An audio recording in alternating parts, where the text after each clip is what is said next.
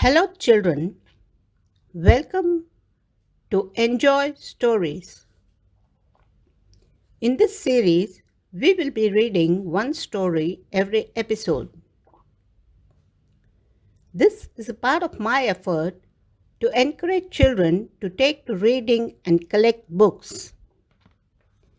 Wishing you all the very best.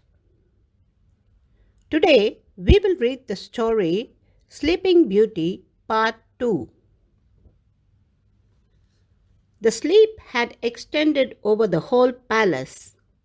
The king, queen, and servants had all started their morning routines, and right in the midst of them fell asleep too.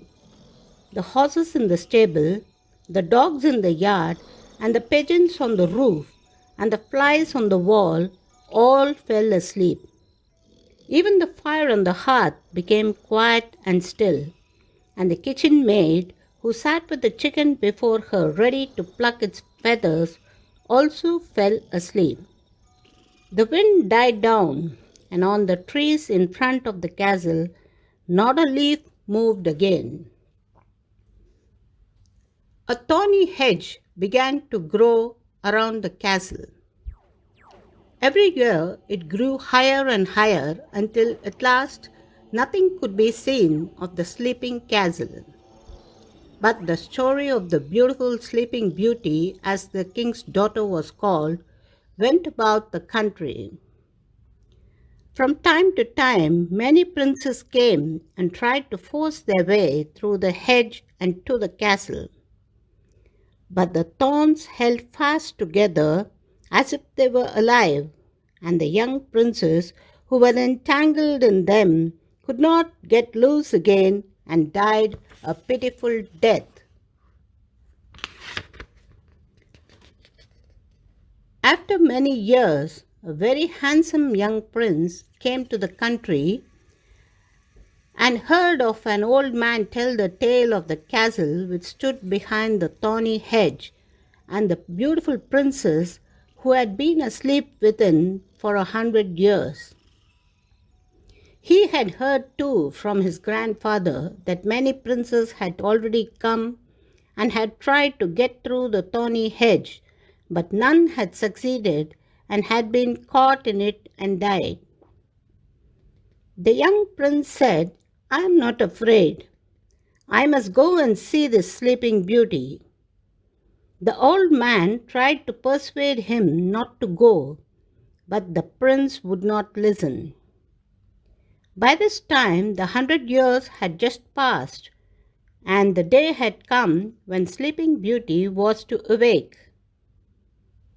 When the prince approached the thorny hedge, which was covered with beautiful large roses, it parted on its own and let him pass unhurt. Then it closed behind again like a hedge. In the castle, the prince saw the horses and the dogs lying asleep. On the roof sat the motionless pigeons. When he went into the house, the flies were asleep on the walls and the servants asleep in the halls. Near the throne lay the king and queen, sleeping peacefully beside each other. In the kitchen, the fire on the hearth was still, and the maid was sitting by the chicken which she was going to pluck. All was so quiet that he could hear his own breathing. He went on farther and at last came to the tower. He went up the stairs and opened the door into the little room where the beautiful princess was sleeping. There she lay, so lovely that he could not turn his eyes away, and he stooped down and gave her a kiss. But as soon as he kissed her, Sleeping Beauty opened her eyes and smiled at him. They went down together. Throughout the castle, everyone and everything woke up and looked at each other with astonished eyes. A few days later, the castle that had lain in silence for so long now rang with the sound of singing, music, and happy laughter, as the prince and Sleeping Beauty were married, and the two lived happily ever after. Hope you all enjoyed watching this, children. Thank you, and we will meet again with another story.